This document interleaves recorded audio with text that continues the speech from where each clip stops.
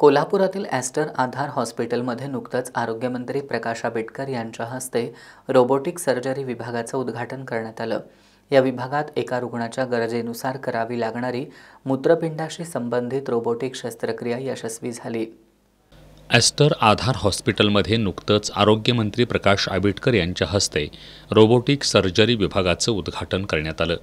या विभागात एका 45 वर्षीय रुग्णावर मूत्रपिंडाशी संबंधित रोबोटिक शस्त्रक्रिया यशस्वी करण्यात आली आहे।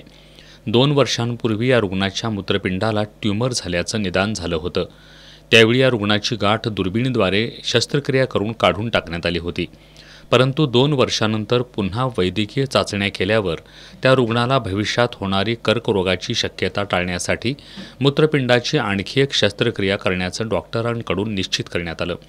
या शस्त्रक्रियेसाठी ॲस्टर आधार हॉस्पिटल व्यवस्थापनानं अत्याधुनिक तंत्रज्ञानाचा रोबोट वापरला। डॉक्टर धनसागर वाकळे आणि त्यांच्या सहकारी डॉक्टरांनी या रुग्णाचं मूत्रपिंड रोबोटचा वापर करून 3 ते 4 तासांच्या शस्त्रक्रियेनंतर काढलं। या शस्त्रक्रियेसाठी रुग्णाचे अत्यंत कमी छेद घेण्यात आले, त्यामुळे शस्त्रक्रिया कमी वेदनादायी होण्यासह रुग्ण जलद गतीनं बरा झाला। याच शस्त्रक्रियेदरम्यान पित्ताशयातील खड्यांमुळे या रुग्णाची पित्ताशयाची पिशवी काढण्याची शस्त्रक्रिया देखील करण्यात आली।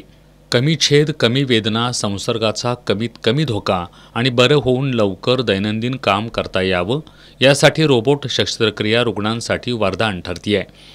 या शस्त्रक्रियांमध्ये मानवी क्रियाशीलतेवरील मर्यादा दूर करण्यासह अचूकता वाढत असल्यानं रोबोट शस्त्रक्रियांना भविष्यात प्राधान्य दिलं जाऊ लागलंय।